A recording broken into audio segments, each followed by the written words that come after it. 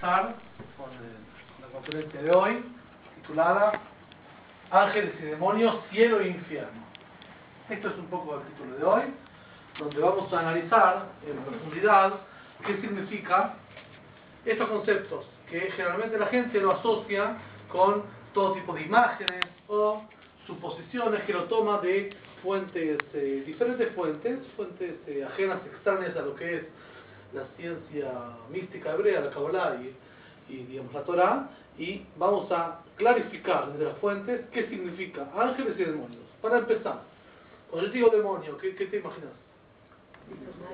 ¿Un tipo de demonio? ¿Cómo es la onda? No, sí, algo malo. Algo malo. ¿Qué más? Un hombre con cuernitos. Un hombre, no, eso es otra cosa. Eso hay mucho de eso. Eso hay mucho de eso. Yo por lo menos tengo la gorrita, tapo un poquito, el cuernito, yo no, pero bueno, eso es. Pero bueno, hombre con cuernito. ¿Por qué no mujer con cuernito? David. ¿Qué más? ¿Qué es un ángel? Mi suegra, no. El bien. El bien. ¿Qué es el cielo? Paraíso. Paraíso. ¿Qué es el infierno? Un lugar malo, ¿Ah? de castigo, un No, lugar. las referencias son claras. Vamos a ver qué significa esto. Y generalmente cuando uno empieza a adoptar los conceptos y las connotaciones de la Kabbalah, te das cuenta que Kabbalah quiere decir en dos palabras: mirar al mundo con una concepción desde Dios, desde el Creador, no desde la gente. Como un médico, que un médico ve diferente al enfermo de como lo ve la familia. La familia lo ve apasionadamente, lo ve con una connotación de cercanía. El médico es el que dice objetivamente y fríamente cómo, qué, cuándo y dónde, y por qué, y para qué. Como es este Ilván que estamos dando de todo este ciclo de conferencias durante este año, explicar no solo el cómo y qué es, sino por qué y para qué. Y a esto nos disponemos hoy a explicar el por qué y para qué de los ángeles y los demonios, entendiendo primero qué es esto. Que no tiene nada que ver con la connotación que se da en forma general en el mundo de un demonio con un rojo, con un tridente, o un ángel con la alita. Nada que ver con eso, nada absolutamente que ver. Vamos a hablar de las fuentes de forma científica y rigurosa. ¿Qué significa? Ni que hablar ni cielo ni infierno, que el cielo no quiere decir, no nos referimos al cielo físico, ni a un paraíso donde la gente va salpicando, corriendo alegre, o un infierno, un lugar de fuego que la gente se arde ahí. No es eso. No es eso. Para entender esto y la implicancia que tiene en la vida diaria, o sea, ¿qué nos importa saber esto y qué nos afecta saber esto?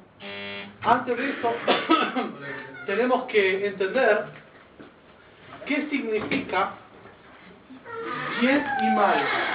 Y cuando hablamos de ángeles y cuando hablamos de demonios, básicamente estamos hablando de bien y mal. La pregunta que vamos a trabajar como introducción, antes de definir qué significa ángeles, demonios, bien y mal, cielo y infierno, es qué es el bien y qué es el mal. Y una pregunta superior todavía: ¿cómo se originó el mal? Una gran pregunta filosófica de todas las corrientes. ¿De dónde salió el mal? ¿Y qué básicamente es el mal? En esto dista el enfoque, la concepción, la percepción de la Kabbalah de toda otra ciencia habida y por haber. De la Torah. Donde la percepción, donde la concepción del mal no es algo desconectado de la divinidad. Es decir, que en la mayoría de las tradiciones, creencias y religiones, el mal y el bien son dos fuerzas que pugnan entre sí. Hay bien y hay mal, donde Dios representa el bien y el mal representa otra cosa. Absolutamente no es así. El mal tiene su origen en Dios, igual que el bien tiene su origen en Dios. Y todo tiene su origen en Dios. No hay algo que está desconectado y desenganchado. Si es así, ¿cómo Dios crea el mal? Si vos decís que Dios creó todo y todo es parte de su creación, ¿de dónde Dios sacó el mal? ¿Y cómo puede haber algo que es mal y es expresión de Dios al igual que el bien? Esta es la pregunta. ¿Cómo puede ser algo así? Partiendo de esta diferencia, que no hay dos poderes que pugnan, porque este poder, si yo explico, esto explica las teorías dualistas, cosa que la Torá y la Kabbalah no hablan de esto, totalmente opuesto. Si yo explico que el diablo, el demonio, como se diga, la fuerza maligna tiene una fuerza independiente de Dios y no se origina en él, pues ¿de dónde se origina? Quiere decir que Dios tiene un tope, hasta acá llega, y a partir de acá es territorio del infierno, territorio de lo negativo. Obviamente que Dios, el creador de todo, también creó el Dios, también creó el mal, donde el mal es una expresión de él igual que el bien, y esto quiero explicar. La gente generalmente entiende, bueno, las cosas buenas que le pasan lo adjudica a él, y las cosas malas las adjudica a Dios. Cuando viene la desgracia, enseguida dice, ¿cómo Dios me mandó esta desgracia, esta adversidad? ¿Cómo puede ser? Dios no me quiere, o Dios no está, o Dios me abandonó. Cuando le pasan cosas buenas, generalmente le adjudica a su propio ser, mi talento, mi capacidad, todo para mí. O sea, el fardo se lo tiras a Dios y lo bueno te lo quedas para vos. O todo es Dios o todo tuyo. Pero no lo malo a él y lo bueno a mí. Es decir, que el mal y el bien coexisten siendo ambas expresiones de Dios. Tanto una y como otra. O sea, cuando yo veo algo que es malo, bajo cualquier definición, tanto la definición de que Dios dice que es malo, tanto la definición que yo veo como malo, no importa qué definición tomemos de bien y mal. Cuando yo veo mal, estoy viendo una expresión de Dios igual que si estoy viendo algo bien. Viene de Él. Viene de Él. No viene de otro lado. Y voy a traer un ejemplo y varios ejemplos para entender esto. Esto es el principio del concepto de lo que es ángeles y lo que es demonios. Que en realidad son ambas expresiones del mismo creador. En direcciones diferentes. Un maestro explica algo a sus alumnos. Explica, habla, él expone, los alumnos escuchan. De repente, el maestro hace un silencio. El silencio ese significa muchas cosas. En primer lugar, significa que está dando un espacio para que los alumnos analicen, piensen por sí mismos. ¿Bien? Escuchen el concepto y lo elaboren, y lo incorporen, lo metan en el cuerpo. Pero hay otro silencio, un silencio quizás muy incómodo, que es el silencio cuando el maestro mira a los ojos a la gente y queda callado. Donde ahí no está el maestro esperando que el alumno analice.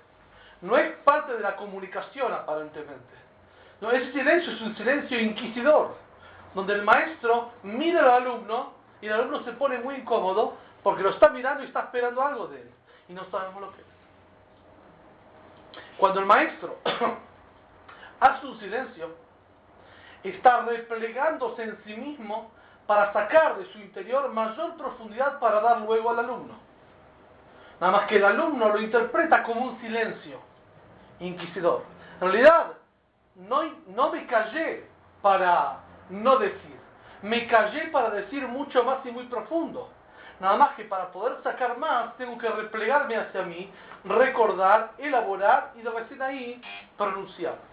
Es decir, que el silencio del maestro es una forma de expresión del alumno.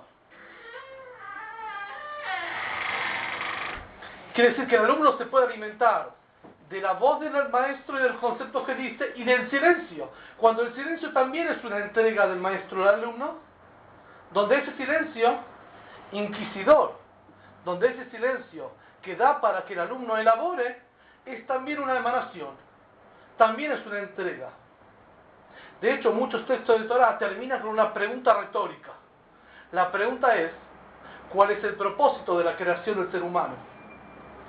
No es que no lo responda el libro, el mismo libro lo respondió, nada más que el texto termina con esta frase para que repiquetee, para que se incorpore esta frase en el ser humano y él se quede con esa pregunta inquisidora. Es decir, que el maestro tiene dos formas de comunicación. La comunicación directa, cuando él habla, y el silencio, cuando él calla, que también comunica. Ambos vienen del maestro. ¿Acaso voy a pensar que cuando el maestro calla, no comunica? ¿Solamente cuando habla comunica? Cuando calla también comunica, y quizá comunica mucho más. ¿Qué pasa si el alumno está desatento? Y de repente, de hecho, ustedes saben que la atención media en un ser humano hoy en día, con la volatilidad de las comunicaciones y los fugajes en la concentración, son 7 minutos. 7 minutos. Por eso van a ver que en medio de la charla voy a cortar, avanzar, retroceder, mirar a uno, para que cada uno pueda agarrar. Porque la media son 7 minutos. De cada tanto tenemos que quebrar la charla para retomarla y para que el rezagado pueda atender. La atención son 7 minutos. ¿Qué pasa si una persona se desconcentró y retomó el hilo de nuevo? Ve que el maestro está callado. Tiene dos formas de interpretarlo. O realmente entiende que el silencio es la comunicación del maestro, o entiende que el maestro no me quiere más. El maestro no quiere, ve que está callado, ve que no se manifiesta, no se expresa. Seguramente me porté mal. El silencio por parte del maestro es el mismo. Está el alumno más perspicaz, más sagaz, que entiende que su silencio es parte de la comunicación y así lo toma, y viene del maestro el silencio tanto como la palabra, donde el silencio da lugar a la propia elaboración. El maestro está esperando que el alumno reelabore, por eso calla, por eso lo manifiesta. El alumno no tan perspicaz se puede confundir, entender e interpretar ese silencio como: ves, no me quiere más, no me habla. Esta parábola del maestro cuando habla y cuando calla, es la parábola de Dios frente a la creación. Dios tiene dos direcciones, dos actitudes hacia la creación. La actitud proactiva, donde hace algo con ella, y la actitud pasiva, donde no hace algo con ella. Ambas vienen de Dios. No solamente la activa cuando Él habla, sino cuando Él calla también viene de Él. Está la perspicacia y del alumno, del ser humano, interpretar este silencio como una emanación también de Él. No es que Él calla porque no me quiere dar y es malo. Él calla porque me está dando el silencio, que yo interprete solo. Pero Él siempre da. La palabra de los sabios: una persona debe agradecer a Dios tanto por lo bueno como por lo malo, porque viene de Él. Cuando lo principal hincapié no es que me pasa bien o me pasa mal, el principal hincapié es que viene de Él. ¿Qué viene de Él? Este elemento en la Kabbalah, este ejemplo, se llama con la teoría del Tzimtzum, o la restricción o contracción, donde la idea de la restricción es que Dios calla. Ahora bien, cuando empezamos esto es desde Dios, cuando empezamos a bajar por la escalera espiritual de los mundos, de los universos paralelos, que un día lo vamos a explicar en extenso, que son diferentes gradaciones de emanación divina, donde Dios va comprimiendo su mensaje hasta llegar al auditorio. Imagínense, este contenido ya está comprimido, que estoy dando ahora, reducido y transmitido coloquialmente. Los libros sobre los cuales se preparó este contenido no son así. Son mucho más complejos, mucho más analíticos. Hace falta una tarea de recopilación, selección y concentración y orientación de cómo transmitir este mensaje en forma coloquial y amigable. Lo mismo hace Dios desde la creación del mundo. En su origen, Él tiene dos direcciones: como Él habla y como Él calla. De esas dos direcciones, esa emanación y esa restricción, se derivan el bien y el mal. Donde lo bueno es cuando Él habla y lo malo es cuando Él calla. Pero no que es malo que calle, donde lo malo se interpreta como que Él se retira. No se retira porque no quiere estar conmigo. Se retira como aquel que retrocede unos pasos para patear un penal. Como aquel que retrocede para propulsarse. Y esto quiere decir mal, donde aparentemente Él se corre a un costado y uno dice: ¿por qué suceden estas adversidades? ¿Por qué me pasa lo que me pasa? ¿Por qué a esta persona tan buena se enferma? ¿Por qué esta persona tan buena quebró el negocio? Y uno dice: ¿dónde está Dios? ¿Dios se retiró? No se retiró. Lo mismo que Dios calla, lo mismo habla. Vienen todos del mismo. No viene de otro lado. Y esta introducción es muy importante para entender. Cuando hablamos de bien y mal, hablamos de dos emanaciones, dos contactos, dos comunicaciones de Dios hacia nosotros. Cuando nos habla y cuando calla. Ambos son válidos y ambos vienen de Él. Por eso decimos que uno tiene que agradecer también sobre lo malo, porque viene de Él. Este es el primer tema. ¿Qué tiene que ver esto con ángeles y con demonios? con cielo y con infierno. Ahora vamos a ver.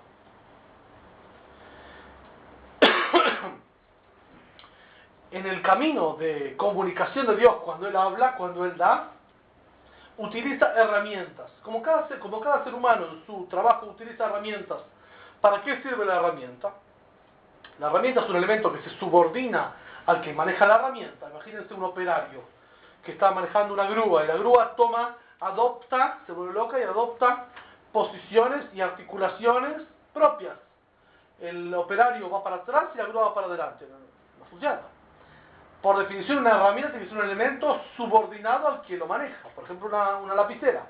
Está subordinado a lo que escribe. Por otro lado, la herramienta hace lo que la persona no puede hacer. Por ejemplo, expandir tinta, una virome. La herramienta es una parte independiente, de la persona que la utiliza para un fin que por sí sola no podría.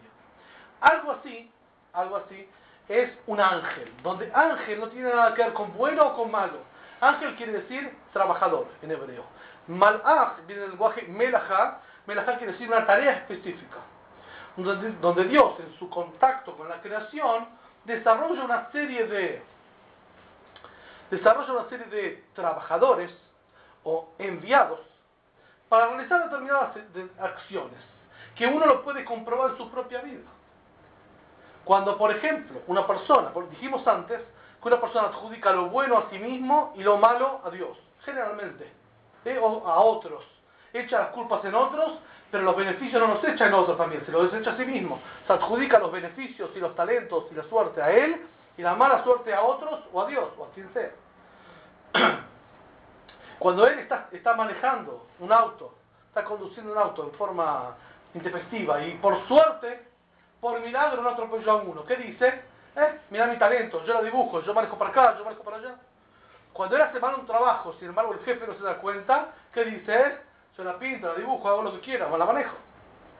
Cuando él sabe que actúa mal, sin embargo, no es sancionado por eso de alguna forma, no importa quién sancione, y le dan cuerda para seguir actuando mal, él roba y piensa que no se dan cuenta, o traiciona y piensa que no se dan cuenta. ¿Eso qué es? Es un enviado de Dios que le está colaborando en esa tarea. No sabemos para qué. Pero él no es, porque él mismo a veces sorprende pensándose a sí mismo, ¿cómo puede ser? Hago esto y no me pasa nada. Voy a 160 y no me para la policía, nada. Una de las reglas básicas de la Kabbalah es, y de la vida en general, acción y reacción. Toda acción tiene su reacción. Cuando la acción es sumamente violenta, intempestiva y asesina, natural que asesine. Ahora, ¿cómo puede ser que haya tanta gente que va al auto a velocidades increíblemente, que la ley ya lo considera preterintencional, lo considera absolutamente una acción consciente de asesinato, sin embargo no mate? Obviamente, entre lo que él hace y lo que tendría que hacer como reacción natural, que es asesinar a la gente, atropellar, hay algo, que ese algo es algo entre espiritual y material, que frena eso, que evita que eso suceda. Puede ser un ángel, entre comillas, positivo para mí, que hace que doble el volante en el momento correcto. Puede ser un ángel positivo para esa persona, que le protege. Puede ser que el ángel ese positivo, que ahora vamos a escribir que es un ángel, solamente estoy dando la orientación. En realidad no es positivo, es negativo. Y me permite seguir en la vida acumulando errores para que después me den toda la vida toda junta. Igual que la policía que maneja compras controladas de drogas. ¿Por qué? Porque no quiere agarrarte en poquito, quiere agarrarte una cantidad grande. Entonces te da cuerda y vos seguís haciendo cosas malas. Vos decís, espectacular, encima que hago cosas malas, me benefician y me dan del cielo la posibilidad de hacerlo. No, están esperando del cielo agarrarte en una grande, ahí, caer con todo el rigor. Entonces, básicamente, ¿qué es un ángel? Un ángel es una herramienta de Dios para comunicación con los seres humanos, donde interactúa entre lo humano y entre lo divino. Tiene una acción directa en el ser humano, en el mundo, perjudicando o beneficiando al ser humano o al entorno. Una vez que hace su misión, se autoelimina. No está más. Porque viene a hacer un trabajo específico. Esto es un ángel, de todo tipo. Hay ángeles que protegen al ser humano, hay ángeles elaborados por el ser humano. Cada acción buena elabora un ángel bueno. Cada acción mala elabora un ángel malo. Hay ángeles que no dependen de que Dios los manda. Hay ángeles generados por uno mismo. Famoso tzadik, el Baal Shem Tov, padre de la filosofía jasídica, un día se enteró de que estaban difamándolo en forma secreta. Había mítines secretos y querían hacer una contrarrevolución, querían hacer un boicot contra él. Entonces, este tzadik convoca a las personas que estaban organizando la cabecilla de toda esta revuelta, de toda esta artimaña, y dice: ¿por qué me difamas? Dice: ¿cómo puede ser que te enteraste? Si estábamos en cuatro paredes y nadie habla acá, el que habla muere. Dice: un ángel vino y me contó. Digo: si me estás tomando el pelo, un ángel vino y te contó. Los ángeles no son chismosos, le dice. Disculpame, este ángel lo creaste vos. Al difamarme a mí, creaste un ángel negativo que vino a mí y me contó. Que si aparte de ángel negativo, buchón, o sea, la peor. Y este ángel negativo buchón, que de hecho, la conferencia pasada hablamos de que Satán quiere decir eso. Satán quiere decir aquel que acusa a otro, esa acusación, él va y la buchonea, la informa, la delata en ámbitos celestiales y es el encargado de ejecutar el castigo. Esto es un ángel negativo. Pero bueno, ángel básicamente es eso. Ahora bien, hay muchos tipos de ángeles, existe la comunicación con ángeles, como vamos a ver ahora, pero si uno va a las escrituras, ya de hecho en el primer capítulo de la Torá, ve que hay ángeles que interactúan con los seres humanos. Los ángeles que fueron a visitar a Abraham, los ángeles que le aparecieron en el sueño de Jacob, hay muchos ángeles, nombres incluso, el libro de Daniel habla de los primeros ángeles con nombre de la Torá, que son Mijael y Gabriel. Y las escrituras traen ángeles con nombres. Ángeles con nombres. Hay una descripción de cómo es un ángel, que esa descripción, nuevamente, que poner en el contexto de antropomorfa, es decir, descripciones humanas para algo divino. No es que sea así, es una descripción, una parábola, una metáfora de cómo es así. La famosa descripción de los ángeles de los primeros capítulos del libro de Ezequiel, que nos trae que los ángeles aparecen con alas y con varias alas, se ven rostros, donde toda esa descripción no tiene que ver con un aspecto físico, tiene que ver con un aspecto absolutamente espiritual. Es decir, las alas permiten justamente la elevación, no estar atado al cuerpo físico. Y eso tiene que ver con la constitución de los ángeles. Sabemos que todo lo que está en el mundo, o todo lo que interactúa con el mundo, tiene 4 fundamentos: agua, fuego, tierra y aire. Los ángeles están constituidos de aire y de fuego. Por lo tanto, el aire y el fuego, el aire tiene principio de sustentación, sube para arriba, esto es las alas, y el fuego absolutamente tiende hacia arriba, no tiende hacia abajo. Desafía la ley de la gravedad, es por eso que representa lo espiritual. Es decir, un ángel, cuando lo describimos con alas, quiere decir que está constituido del principio de aire y de fuego, no de agua y de tierra, que es el ser humano, por ejemplo. Agua y tierra también tiene fuego y aire, pero básicamente en la constitución del cuerpo, cuando Dios creó el cuerpo, lo creó de polvo de la tierra, es decir, de agua y de tierra. Esto con respecto a los ángeles. Existe comunicación con los ángeles y los puedo virar hacia mí, los puedo invocar. Como existir, existe. De hecho, el pueblo judío en su ritual de liturgias todo el tiempo está nombrando, relatando la alabanza de los ángeles a Dios, como ellos lo alaban y cómo cumplen sus funciones, como emular a estos seres que realmente cumplen su misión, y uno también como ejemplo de lo que es obediencia. Invocación de los ángeles es correcto, el pueblo judío los invoca en sus rezos constantemente, ya hace más de 2000 años, para que vengan a hacer tareas específicas, siempre siendo conscientes que son absolutamente herramientas en manos de un creador, no tienen poder propio absoluto. El ejemplo más claro de esto es como un cajero automático, donde el cajero automático es absolutamente una herramienta sin poder de voluntad absoluta, ninguna. Si no depositan en el suelo, por más que golpees y sacudas al cajero, por favor, dame, ¿qué vas a dar? No hay nada, cero. No es que no tiene plata, la plata la tiene, para vos no la tiene, porque no está depositada. Lo mismo es el ángel.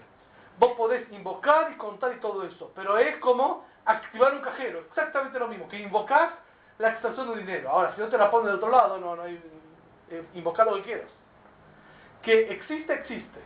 Invocarlos como personajes per se, con independencia y poder absoluto, no solamente que no sirve, no solamente que no es ineficaz, también está prohibido. Porque es poner intercesores entre uno y Dios. Entonces sabemos que hay una prohibición absoluta de poner intercesores entre uno y Dios. Que tenemos comunicación directa. Nada más que, muchas veces Dios dice, ok, perfecto, yo te voy a dar lo que te voy a dar, pero pasás por caja. No, dámelo vos, no, pasá por caja. Yo di la orden que caja te pague, pasá por caja. El ángel acá es pasar por caja donde la plata la da Dios, no la da la caja. ¿Entienden? O sea, la comunicación existe. Está, como los ángeles son seres entre el cielo y la tierra, intermediarios, se trata de no invocar sus nombres, de no decir sus nombres. La Kabbalah nos revela muchos nombres, de hecho, hay más de 250 nombres de ángeles. Un nombre clásico de ángeles es Matatrón. Matatrón tiene una función. El ángel Matatrón tiene la función de subir y colectar los rezos. Cuando la gente reza y pide, colecta esos rezos y se los presenta al Creador. Como que una persona reza y está en el ámbito de lo trivial, de lo mundano. ¿Cómo hace para que ellos tengan vuelo espiritual? Este ángel lleva y conecta esos rezos. Así cada ángel tiene una función, uno que trae el agua, otro que trae la lluvia, otro que trae el rocío, cada uno tiene su ángel. De hecho, no es tampoco tan complicado entenderlo ni se requiere de fe de esto. ¿Por qué? Por ejemplo, acá tenemos una computadora con un programa, por ejemplo, el programa Windows. ¿Sí? Windows tiene dos partes. La interfaz amigable, esto que yo veo ventanitas y cositas divertidas, pero esto no es lo que se funciona en la máquina.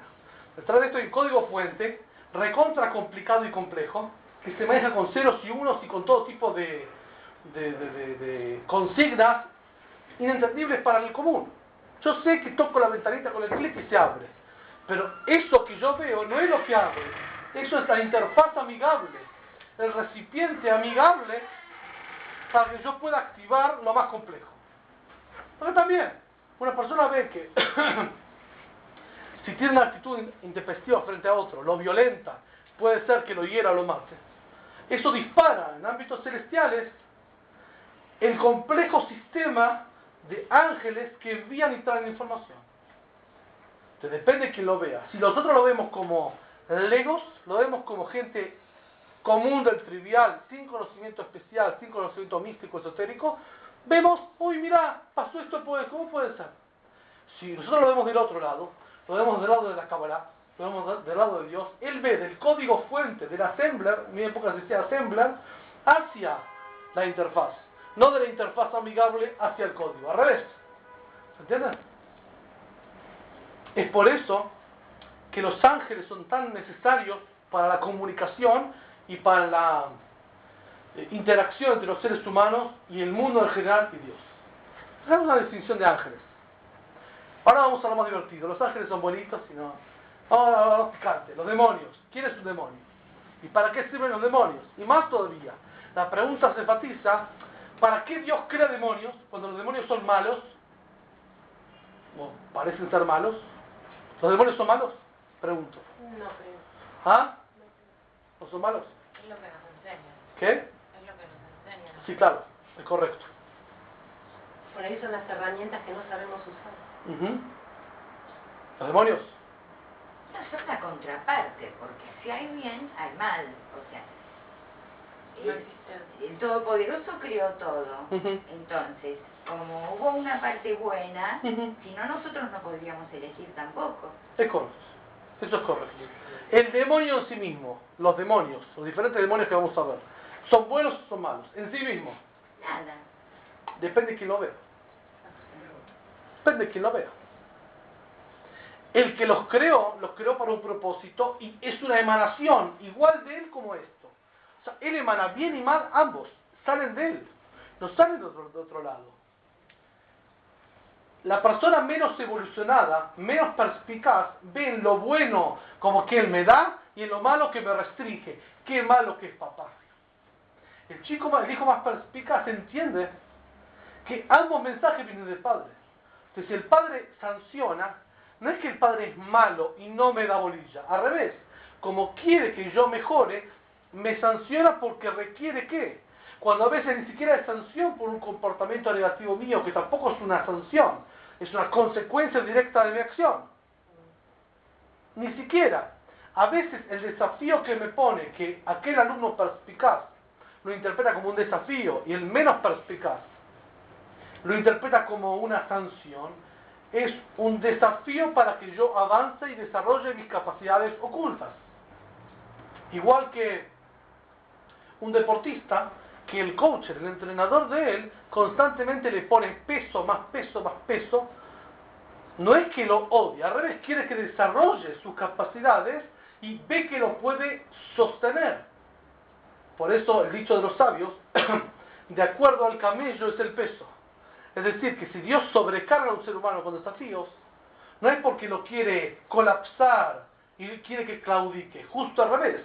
Dios entiende que ese ser humano, Dios le dio capacidades para no solo sobrellevar eso que le toca en la vida, sino desarrollar y salir sobrecargado de energías por ese desafío que le ponen.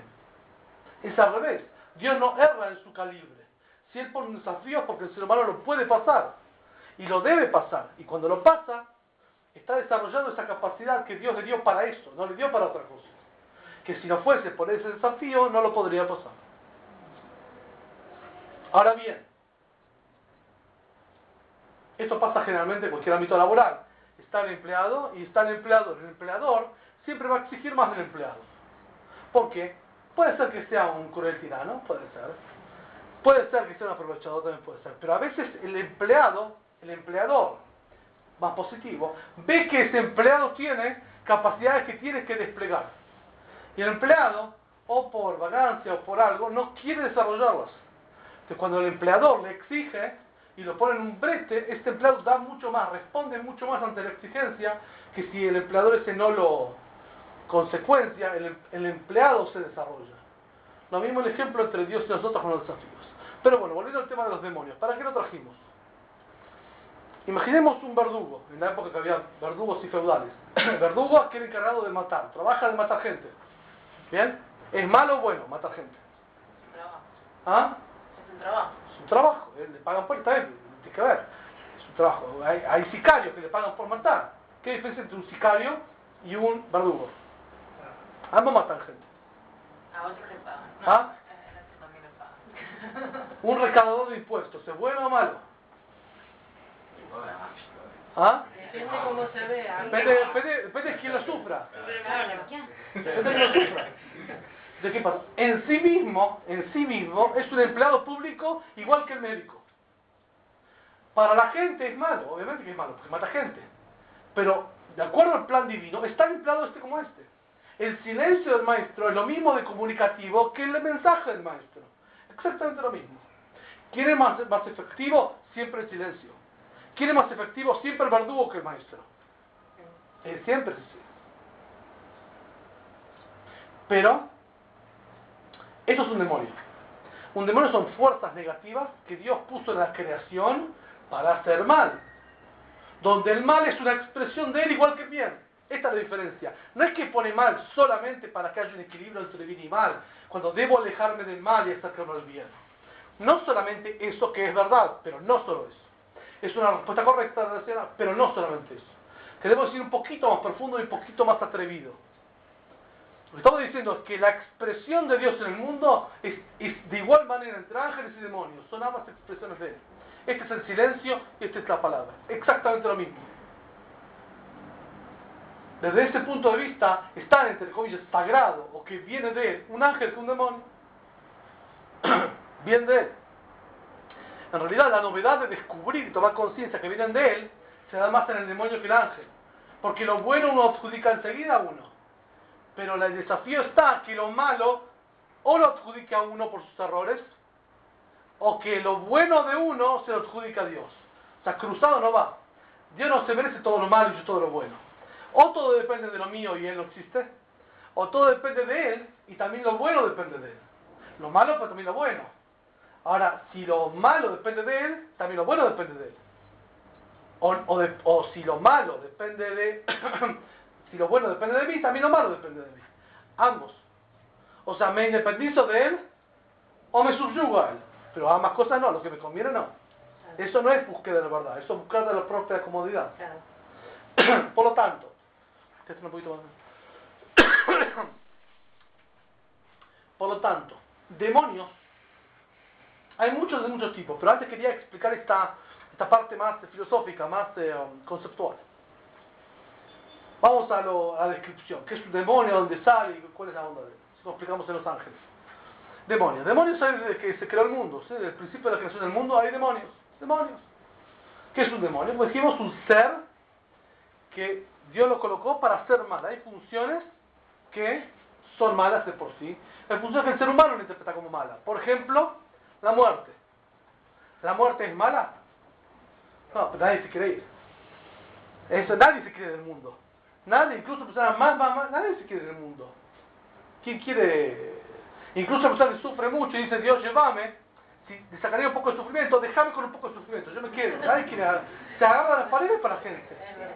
Nadie quiere irse del mundo. Entonces, para el ser humano lo vive como algo malo. Se le va a él, se le va todo. Él se muere, se le va todo, no hay vuelta. No hay.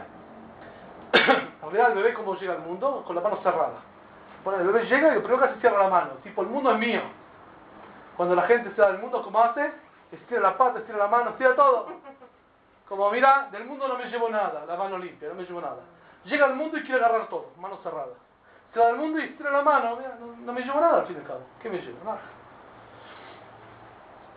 Entonces, los demonios son las fuerzas que producen el mal o son generadas por el mal del ser humano.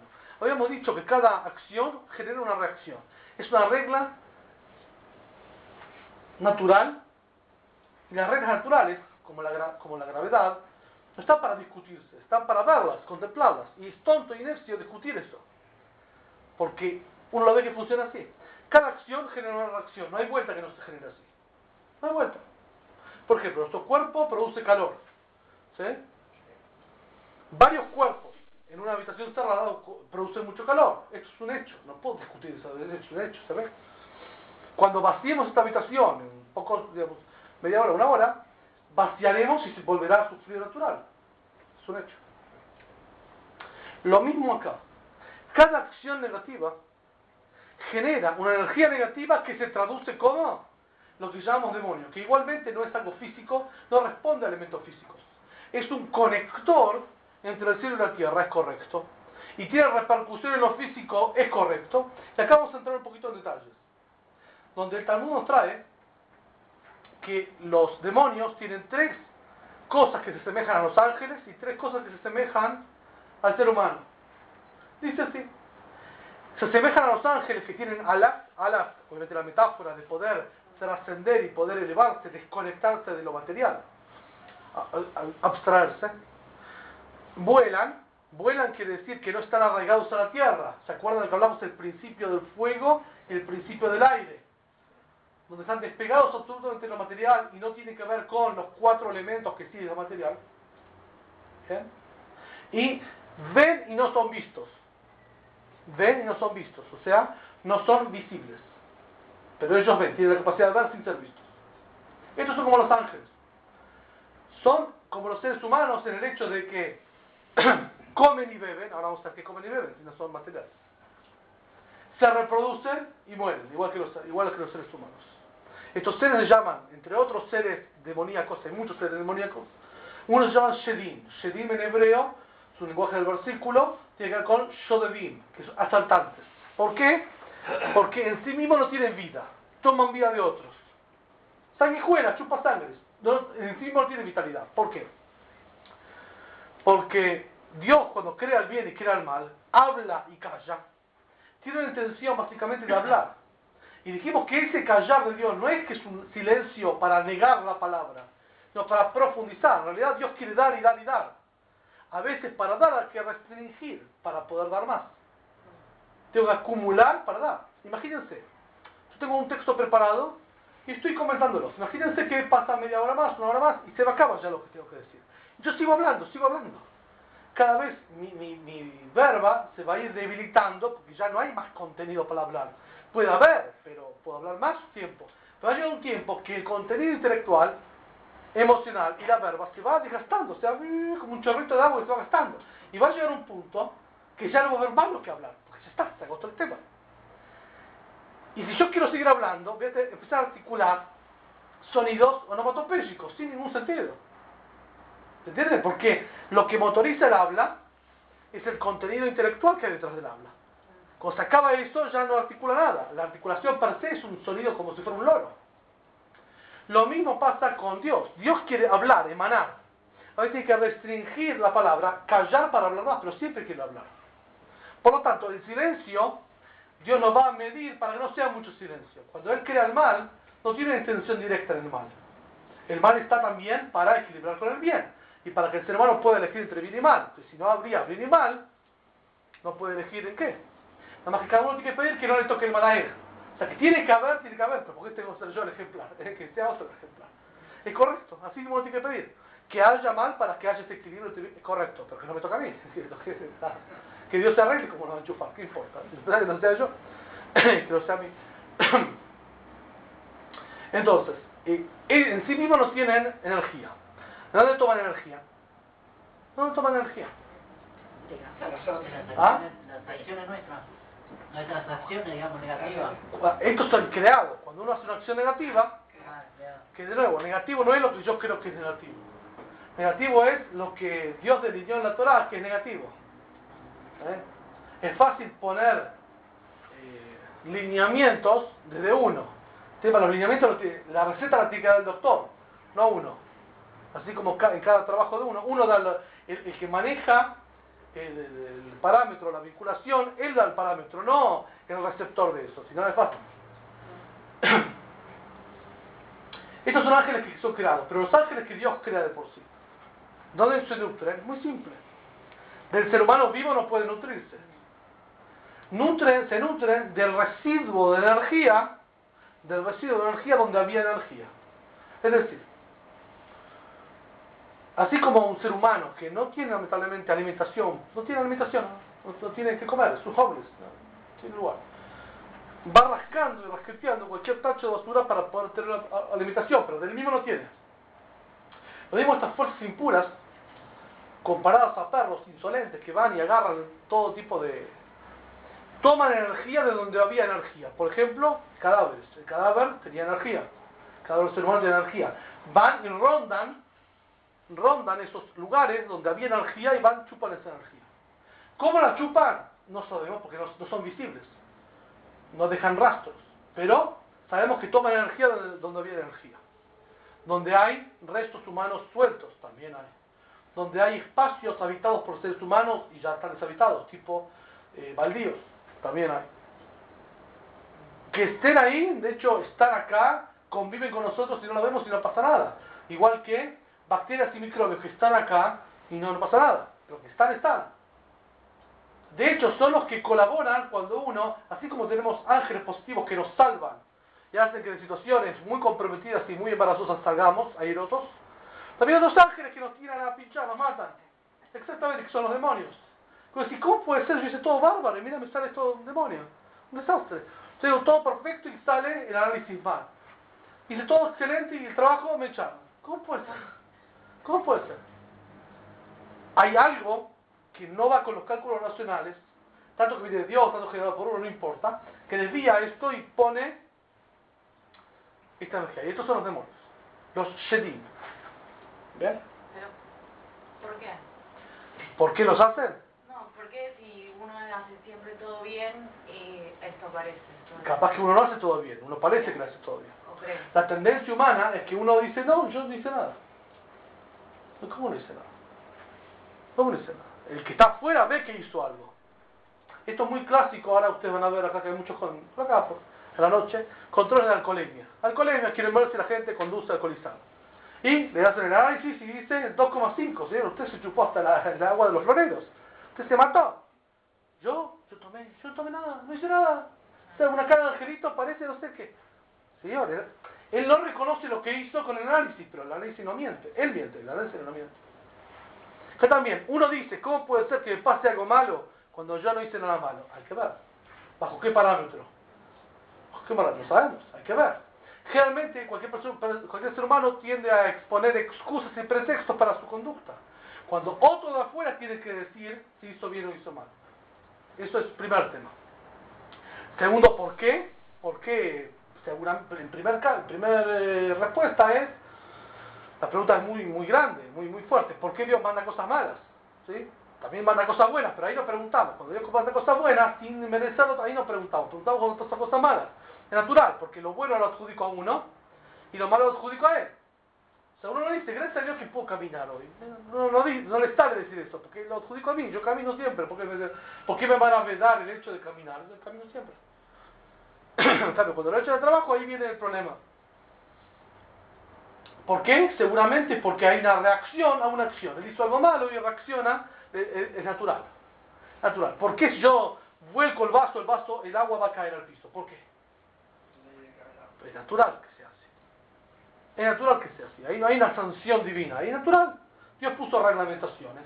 Las reglamentaciones no están para cumplirse inmediatamente de acuerdo a como uno los hace. Así como la FIP, apenas te zafas un poquito, la agencia recaudadora, no enseguida viene y te clausura. Tienen cálculos de ellos que a veces te dejan hacer, a veces no te dejan hacer, porque saben todo. Acá también Dios sabe todo. Que no sanciona en el momento, eso no quiere decir que sea un gil y no entienda, ¿no? Él sabe lo que hacer. En el momento te las tiene que dar, porque es normal. Así como las cosas buenas, en algún momento son recompensadas. ¿Por qué no en el momento? Él sabe por qué no en el momento. O sea, él es el que sanciona y recompensa donde es acción y reacción. Y él sabe cuándo se da la reacción. Ahora, a veces la reacción se da en cadena, como a veces se da en cadena, correcto. Es correcto, generalmente la gente lo ve cuando ya se desencadenó la cadena. Bueno, empezó por algo, las cosas empiezan por algo. Si el reloj acá empieza a temblequear y a fallar, va un momento que se va a acabar la pila. Yo me doy cuenta cuando se acaba la pila, no cuando empieza a temblequear. Pero no es que ahora se acabó la pila, no. Venía ya de arrastre y ahora hay un momento que quiere. Es por eso. Y los encargados de dar eso, tanto a Malajé y Jabalá, ángeles de daño, tanto a Malaj Hamavet, ángel de la muerte, tanto Shedid, que son los que ponen todo tipo de trapisondas y hacen la vida imposible del ser humano, todos son enviados por el Creador como ángeles de mal, para justamente, son el conducto entre él y él para enviar estas reacciones, que no son malas, son reacciones. El ser humano lo interpreta como mala. Tengamos en cuenta una cosa, hablamos de Kabbalah y hablamos de la búsqueda de la verdad. La verdad es la verdad. Ahora, está desprovista a veces de las sensaciones humanas más clásicas. Por ejemplo, cuando lamentablemente hay tsunamis o todo tipo de terremotos, mueren 200.000 personas hay dos concepciones. Está el científico que lo explica, mira, las placas tectónicas de la Tierra cada tanto se reacomodan. Y bueno, en el voleo mataron 200.000. Es mentira, es correcto. Ahora, Dios libre, si uno tiene un familiar ahí, ¿qué va a decir? Va a decir, placas tectónicas, me mataron al pibe, ¿qué culpa tiene? Qué injusto. Todo depende de la visión. La visión de la Kabbalah es la visión de aquel que no solamente comprende cómo pasa, sino aquel que genera cómo pasa. Es la visión de Dios hacia el mundo, que explica por qué y para qué. ¿Por qué y para qué? Hay muchos más detalles sobre los Shedim, estos ángeles demoníacos, que vienen a entorpecer al ser humano. Voy a traer algunos nombres de ellos solamente como catálogo. El más clásico quizás es Ashmadai y Lilith, o sea, de la famosa Lilith. Lilith, que era, cuenta el Midrash, la tradición rabínica, que cuando Dios creó al primer hombre, hizo pasar a todos los animales por el primer hombre, y el hombre veía que cada animal tenía su pareja. Entonces se despertó el instinto sexual, también quería tener una pareja. Entonces Dios le hizo una primera mujer. La primera mujer antes de la famosa mujer Java o Eva fue Lilith, que era un ángel que se corporizó como un ángel demoníaco, que se corporizó como mujer. Y cohabitaron. Y ella no quería aceptar la preponderancia masculina, no preponderancia por un juicio de valor, preponderancia en el sentido de fisiológico, donde el hombre generalmente tiende a acercarse a la mujer, ella quería acercarse al hombre, y ese quiebre en la regla clásica del mundo, donde el hombre emana y la mujer recibe, de hecho todo el mundo está construido a través de dos secuencias, el que emana y el que recibe. Ninguno es malo que el otro, todos recibimos y todos damos, además que biológicamente el hombre da y la mujer recibe. El maestro da y el alumno escucha. Ahora ese mismo alumno también puede ser maestro de otro, también da. Pero todos somos, o recibimos, Yo también soy alumno de los que escribí o de los que estudié, y el que me enseñó también fue alumno de. Todos somos maestros alumnos a la vez. Hay sol y luna. Hay reyes y súbditos, hay padre e hijo, hay marido y mujer. Cuando Dios creó al primer hombre y a la primera mujer, creó al primer eslabón emanador y al primer eslabón receptor. Por lo tanto, y así como el primer hombre era imagen y semejanza de Dios, de él salió, del hombre también salió la mujer, porque Dios no tiene sexo, entonces de él salió todo. Esta mujer virtual, la primera, se le reveló y no quería adoptar su posición de más pasiva, más receptora, y provocó que hubo un quiebre espiritual, que un día lo vamos a explicar cómo fue eso, y como que en esa cohabitación dieron a luz millones y millones de ángeles demoníacos, Shedim. Otra cosa también no simpática, sino, digamos, real pero anecdótica. La Torá también nos cuenta sobre la existencia de gigantes. Gigantes, en una época en la Tierra hubo gigantes. ¿Cómo surgieron estos gigantes? En esa época, y después vamos a explicar por qué en esa época sí, ahora no. En esa época, los ángeles pululaban constantemente en la Tierra. Un ángel era un ser súper poderoso. De hecho, uno de los nombres de los ángeles es Elohim o Bre Elohim, que son fuertes hijos de fuertes. También, digamos, tienen esta connotación de fuertes hijos de fuertes. Hay muchos nombres de ángeles. Ofanim, aquellos que son ángeles resplandecientes, fulgurosos, también están estos fuertes. Ángeles fuertes, que se corporizaban y podían cohabitar con un ser humano. Ahora vos imaginate, un ser que es mitad cielo, mitad tierra, con un ser humano. Voy a decir un ejemplo burdo, pero para que se entienda. Un 100 cohabita con un 50. ¿Qué da? Un 75. Un ser humano deformado, siendo gigante, expresa que el ser humano es un humanoide, una deformación, un gigante. De la cohabitación de los ángeles con los seres humanos, con esa perversión, dio esta deformación, digamos, esta mutación, ese androide, ese humanoide que es el gigante. Tal cual. Así como especies que se mezclan, de hecho hay una prohibición de los 7 preceptos de mezclar diferentes especies para no corromper y no degenerar al mundo. Cuando las especies se mezclan también dan deformaciones. Acá la deformación entre un ángel y un ser humano dio este humanoide que eran gigantes. Uno de los ejemplos. ¿Por qué hoy en día no se da? Y no se da en general la expresión visible de milagros y de expresiones espirituales, como puede ser ver un ángel, ver un demonio, tener ese tipo de apariciones. Por 2 motivos. El primer motivo es muy alegre para nosotros, ya que hoy en día la ciencia se desarrolló tanto, a tal punto que es muy fácil comprobar la existencia del universo espiritual y de Dios en particular. Con tanta tecnología uno se da cuenta que si Dios es aquel que todo lo ve y todo lo oye, un ser humano puede estar conectado online todo el tiempo con todos los seres humanos, incluso con los planetas de afuera. Dios seguro que lo puede hacer. La tecnología y la ciencia se desarrollan a tal punto de que un ser humano pueda entender y comprender, asimilar quién es Dios. Que no hace falta de que el ser humano vea, no hace falta mostrar la realidad, porque entiende. Como un chico no cree hasta que lo ve. El padre tiene una caja fuerte, él dice, acá hay un diamante grande. Si el padre dice al chico, tiene que creer, al chico no cree, el padre tiene que sacar y mostrar. Eso es porque le falta información al chico. Cuando el chico ya es más grande, alcanza que el padre le diga y él cree, mira, si hay una caja fuerte, ¿qué va a guardar acá?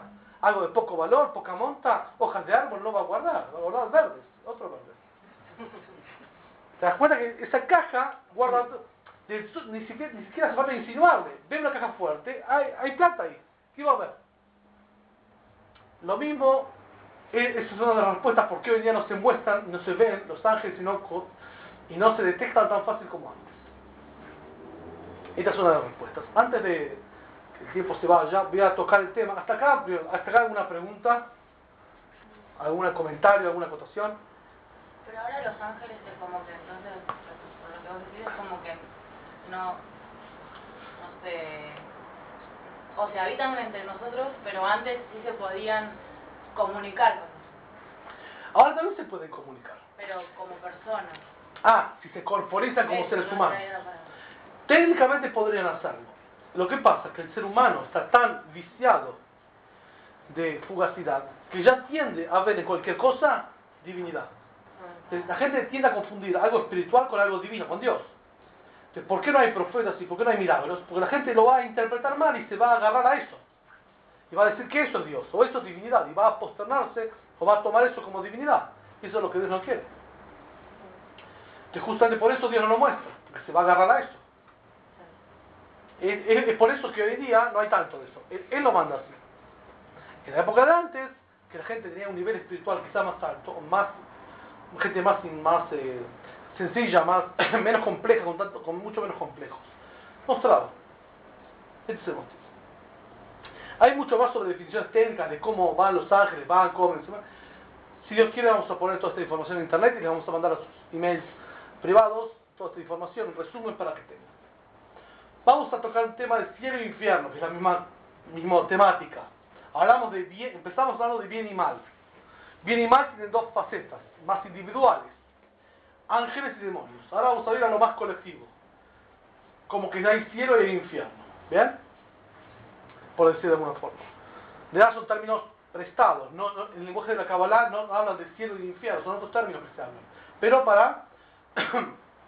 ¿Qué es el cielo y quién es el infierno? ¿Y quién los habita? Es un estado de la persona. Es un estado de la persona. Sí, no existe el cielo y el infierno. No existe como tal. No vamos a ningún lado. ¿Ah? Teóricamente No es un lugar físico. no es un lugar físico, no. Que vamos al cielo o vamos al infierno. Mm. Es un estado en la persona que podemos decir que se acerca a Dios o se aleja de Dios, o no sé cómo definirlo bien. Muy interesante Algo así. Muy interesante esta visión, es correcto. Es correcto, vamos a ir hacia esta dirección. Obviamente vamos a identificar que el cielo y el infierno no son lugares físicos, ni lugares espirituales, aunque, Bueno, dato anecdótico, el nombre en hebreo que define no infierno, sino el lugar del, digámosle, purgatorio, que tampoco lo es, se llama Gehinom. La palabra Gehinom, Gei, Ben, Inom, es un nombre que está en el Tanaj, en el libro de Yoshua, de Josué, y ahí aparece que era una especie de valle, donde idólatras antiguos que habitaban la tierra de Israel antes que el pueblo judío la conquiste, utilizaba esta especie de valle, eran dos montañas donde había un hueco, había una especie de valle, un hueco muy profundo. Entonces los idólatras, había una forma de idolatría llamada Molech, que agarraban a sus hijos, los hacían saltar en un fuego muy alto y se quemaban obviamente los chicos. Pero bueno, así era la forma de servicio de ellos, y quedaban ahí los cadáveres, ¿sí? Quedaban ahí los cadáveres. El pueblo judío, cuando llegó esto, y para eliminar ese lugar, y para demostrar que eso es una locura, una herejía, empezó a usar ese lugar como basurero. Como basurero, para indicar que la idolatría, el paganismo es una tontería absoluta. Eso es gei ben inom, o gei nam, que es el término clásico en hebreo para definir eso. No, lo traje como anécdota para decir que si bien ese estadio de Geinam, de purgatorio o de infierno, no es un lugar físico, el nombre en hebreo se deriva del lugar físico. No importa, solamente para dar todo. ¿Qué significa? ¿Y qué significa, por contraposición, el cielo? Que no hablamos de un cielo físico, ¿sí?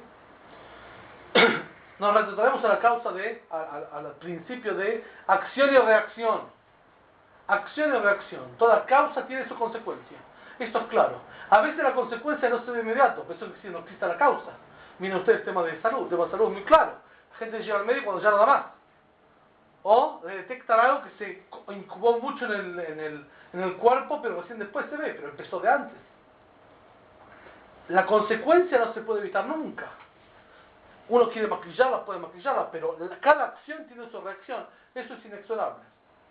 Así es en el mundo físico, y así es cuando uno pasa a este mundo físico.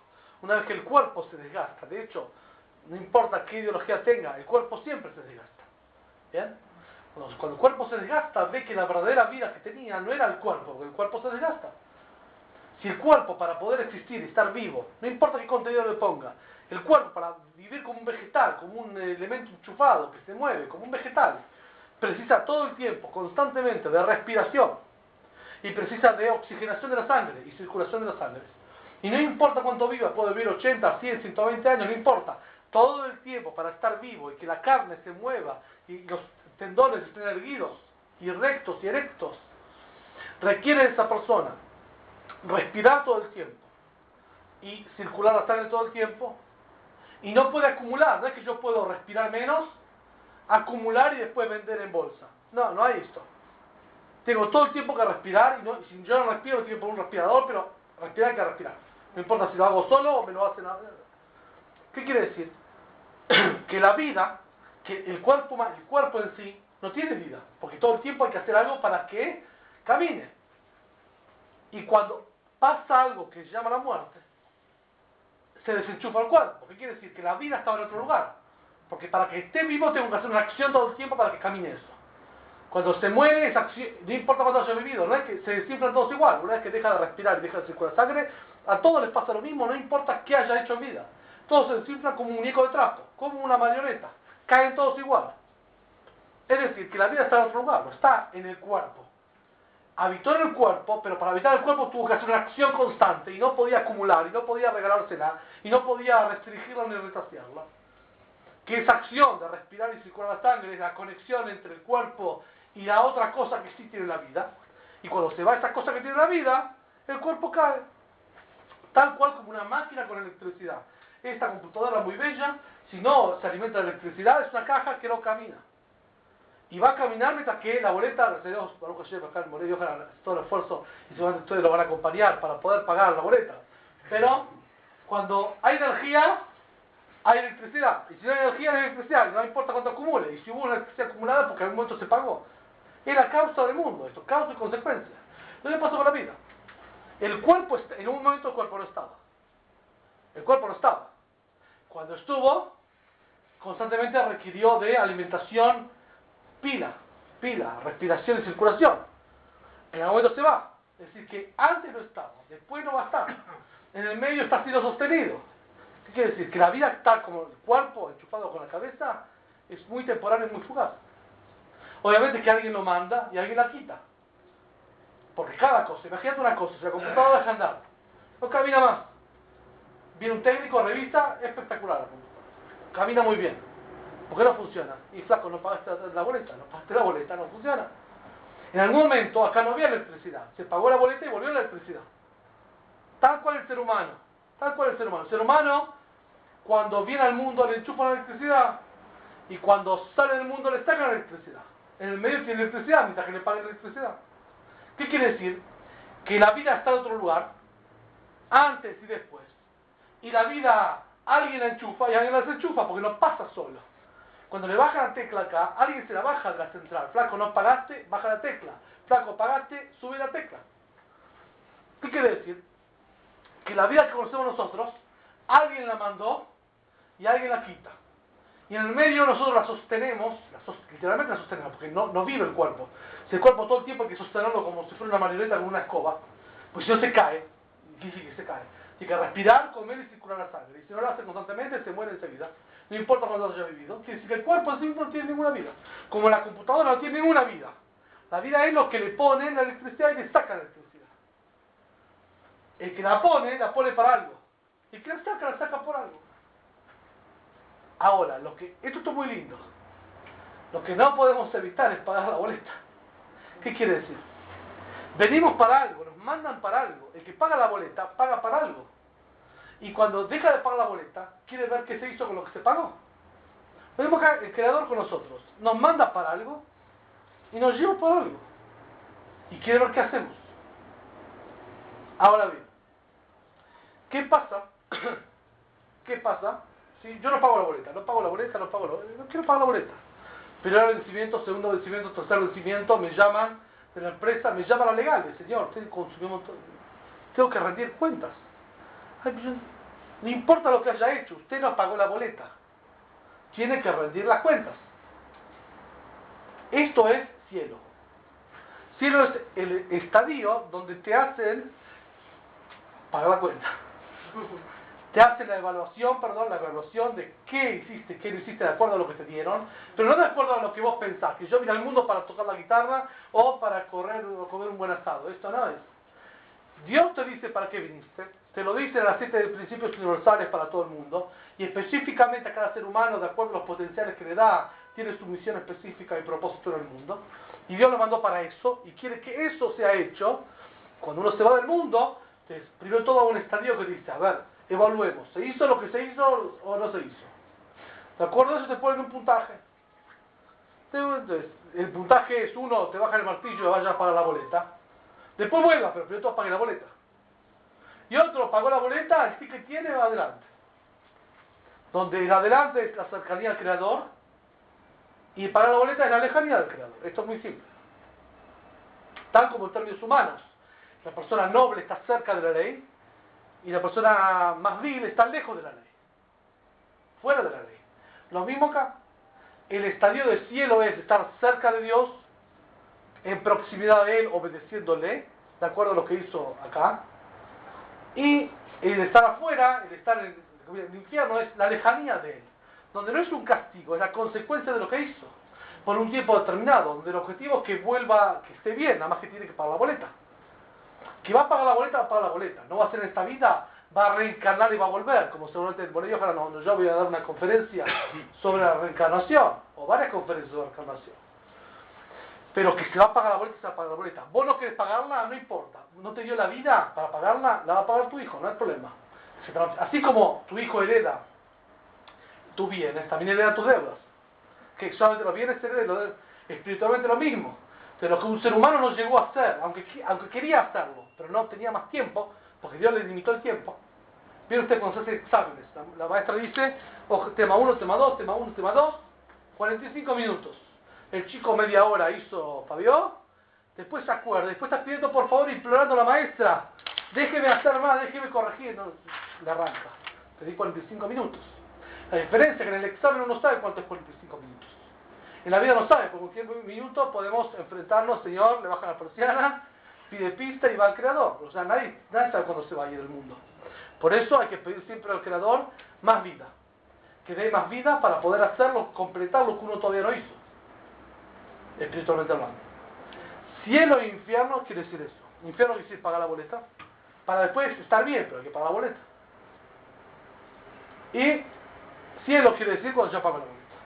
Un ejemplo sencillo que significa cada cosa. No es un lugar, ya para terminar, no es un lugar donde hay algo, ni alguien. Es un estadio espiritual de cercanía o de proximidad o lejanía del Creador, de acuerdo a lo que uno hizo.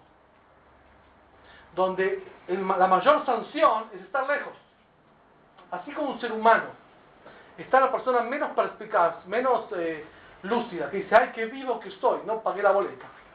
Otra persona, con más dignidad y más criterio, dice, y más noble, dice, yo no puedo vivir sin pagar la boleta. Si no pagué la boleta me siento mal, debo pagarla. Pero pagar la boleta hay que pagar la boleta. Lo mismo así en el mundo espiritual. Ya para cerrar sobre el tema de cielo e infierno, una mínima anécdota, dice el Baal Shem Tov, el maestro jasídico, que ningún ángel o ninguna alma, por más elevada que sea, puede juzgar a un ser humano en los estadios espirituales. ¿Cómo es juzgado un ser humano? Un ser humano llega al alma y lo llaman de legales. Legales, a ver, ¿usted pagó la boleta o no pagó la boleta? Entonces, ¿qué pasa? Le pasa a una película en silueta de una película de una persona que hace determinadas acciones y le dice al propio ser humano, decime una cosa, esta persona que vos ves acá mató, violó, asesinó o traicionó o habló siempre en forma despectiva del otro o no aprendió ni buscó la verdad, ¿qué se le merece? Tipo dice, a este mátenlo, asesínenlo, mándenlo a FIP, mándenlo a los perros, reviéntenlo. Te descubren una silueta y esa silueta es esa misma persona. Uno se autojuzga. En el cielo le dicen, esta persona que vos ves, ¿cuál es el juicio? Y uno no sabe quién es esa persona. De acuerdo a cómo uno juzga al otro, así lo van a juzgar del cielo. Es decir, que es tan importante desarrollar la conciencia de que estamos para algo y la vida no está adentro del cuerpo, la vida nos la dan, nos la quitan. Es un préstamo que tenemos en el medio para hacer algo y en algún momento nos van a llamar a convocar a pagar la boleta. Tan importante esto que cuando uno pasa ese estadio no es que cambia y se hace un angelito, no. Es lo mismo que está acá, va a estar allá. El mismo cacho de alma que está acá, está allá. Y allá, de acuerdo a los parámetros a los que uno vive, así también va a responder allá. Y si allá se autojuzga, con 5 se autoevalúa. ¿Se acuerdan cuando éramos chicos en el colegio? Daban las maestras evaluación. Y la peor evaluación, la peor nota que te podían poner, ¿cuál era? Autoevaluate, ponete vos la nota. ¿De qué va a poner el pibe? Sacó 3, ¿qué va a poner? 10. Él mismo es el artífice de su propio cero. Que capaz que él, a juicio crítico, se pone 0, la maestra dice no, 3. Cuando él se enfrenta al espejo, va a haber mucho más deficiencias de las que él tiene en realidad.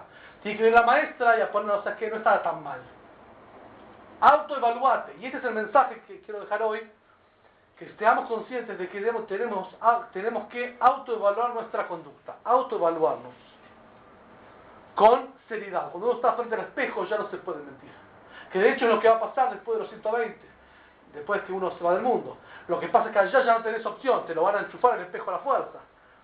La opción y la ventaja y el privilegio es mirarse al espejo antes que llegue esa situación, corregir lo que uno tiene que corregir y si Dios quiere uno va a corregir y en vez de sacarse 6 o 7 se puede sacar un 10. Así que bueno, buenas noches, un aplauso por favor.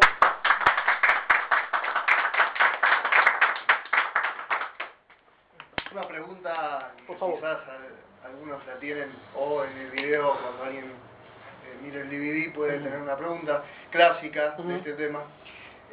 Muchas creencias y religiones, especialmente la religión occidental cristiana, se plantea con respecto a los demonios, que originalmente eran ángeles buenos, que en un momento se rebelan contra el Creador y son expulsados del cielo y vienen a este mundo, a hacer de este mundo su morada, y es ahí donde entra una lucha constante y una puja entre estas fuerzas del mal y el hombre, el ser humano, por el dominio de este mundo material. ¿Qué respuesta tiene la Cábala y la Torá con respecto a esta proposición, a esta idea? En realidad, el único que tiene libre elección justamente de accionar es el ser humano. Ningún ángel o alma, por elevada que sea, puede decidir y cortarse solo, no hay esto. Son ángeles, recordemos que los demonios son malos para nosotros, pero frente al Creador no son malos, tienen una función. Y no tienen libertad, no pueden rebelarse porque no tienen libertad. El único que puede rebelarse frente al Creador es el ser humano, no un ángel. Por lo tanto, eso que hay ángeles, que hay demonios en la tierra, es una expresión de Dios, al igual que la expresión de los ángeles. Uno para bien y otro para mal. Así como está el empleado público, el doctor o el maestro, como el recaudador de impuestos o el verdugo. Exactamente lo mismo.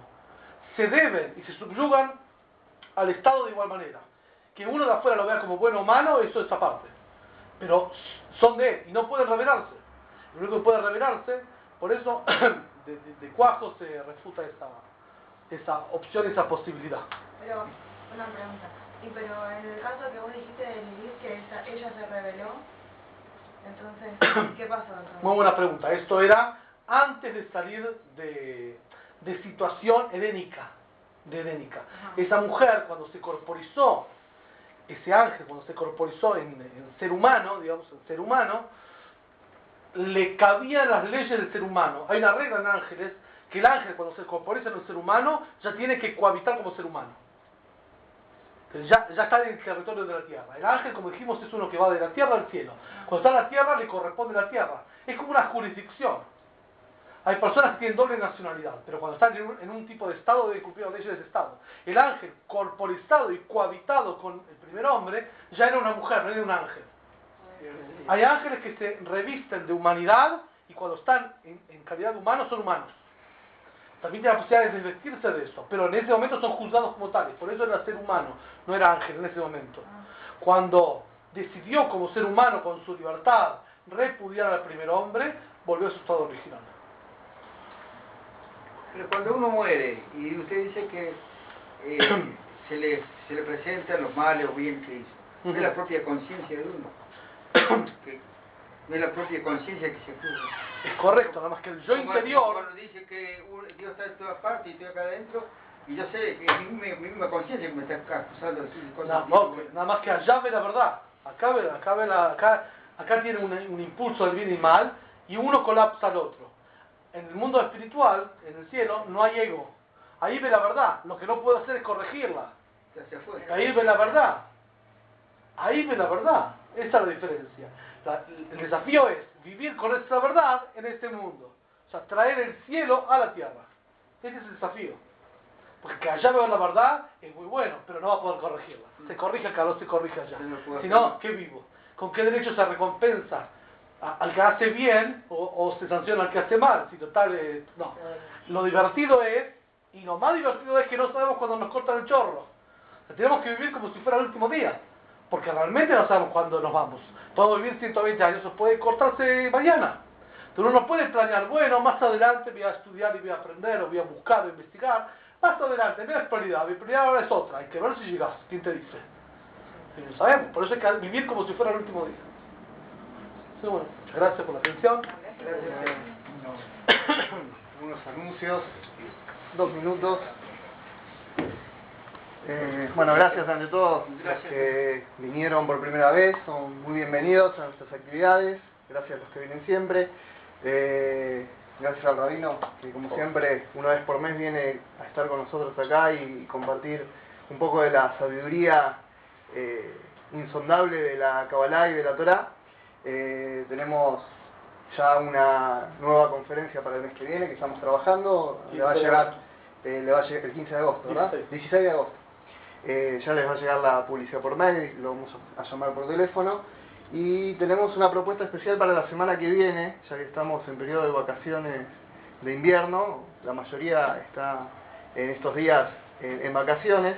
El próximo martes, a la misma hora, a las 20 horas, vamos a estar estudiando un tema muy interesante que también trae la Cábala, sobre los colores. Vamos a estar estudiando la influencia y el impacto de los colores en la persona, cómo determinados colores, según la Cábala, tienen un impacto directo en la personalidad y en la conducta de cada uno.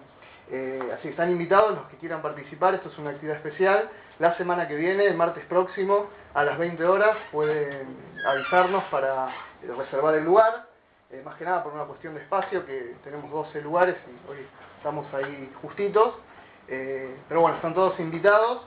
Hay otro anuncio importante, acá un alumno de Tiempo, Víctor, está organizando cada 3-4 meses una campaña de recolección de vestimentas usadas, nuevas, si son usadas que estén en buenas condiciones, útiles escolares, libros que estén en buen estado y que sean actuales, para enviar a las escuelas de frontera de la provincia de Jujuy. Estamos proyectando enviar un flete el próximo mes, en agosto, para, especialmente en esta época de frío, con ropa, que es lo que más necesita esta gente en este momento, y pedimos la colaboración de todos los que puedan aportar con ropa o que conozcan a alguien que pueda colaborar en esto, y para las necesidades del flete, porque tenemos un flete de 2.000 kilómetros para hacer llegar la mercadería a destino, y básicamente es lo que hacemos y nos ocupamos de que lo que se recolecta llegue, y que llegue a los destinatarios. Lamentablemente en la zona a veces hay casos que de acá se envía mercadería y allá se revende o se reparte en gente que no necesariamente están en la categoría de precisar esa donación. Así que nosotros desde Noagia, más allá del estudio, como dicen los sabios, lo principal del estudio es la acción. Entonces tratamos de hacer acciones también que ayuden y a la sociedad, a gente que quizás ni conocemos, y cuanto menos conocemos y menos sabemos a quién le llegan las cosas, los sabios dijeron que es un mérito más grande. Cuando yo le doy a alguien que conozco, puede ser que él me devuelva un favor y me compense, pero cuando doy a alguien que no sé quién es, que mando a la distancia, tengo el mérito de que di absolutamente, y que si alguien me va a recompensar va a ser el creador y no otro ser humano. Así que los que quieran colaborar, tanto con cosas necesarias para mandar o con el flete, los costos del flete o parte de los costos del flete, pueden contactarse con nosotros, y ya sea por mail, por teléfono, para hacernos llegar su propuesta, y con mucho gusto los vamos a involucrar en el proyecto. Así que no quería dejar pasar la oportunidad para que cada uno desde lo que pueda colabore. A veces no es que uno puede colaborar, pero sabe de otro que sí puede colaborar o que puede ayudar de alguna manera. Tenemos cursos semanales, hay cursos los días lunes, los días miércoles. Si a alguno le interesa alguna propuesta de estudiar semanalmente, también puede consultarnos y puede pedirnos información. Por el momento los espero el martes próximo para esta actividad, que es algo muy lindo, que podemos estudiar, algo diferente de las propuestas que venimos viendo. Acá estamos en un ciclo de conferencias de mitos y verdades, cuestionando cosas. Vamos a ver otro tema, vamos a ver un tema que no es tanto de rigor y de elucidar verdades, sino de descubrir un mundo fascinante que plantea la Cábala a través de los colores y ver cómo esto se puede aplicar a la vida de uno. Así que gracias por el tiempo, por la paciencia, ya estamos en horario, nos podemos despedir y nos vemos la próxima semana si Dios quiere. Muchas gracias. Muchas gracias. Gracias.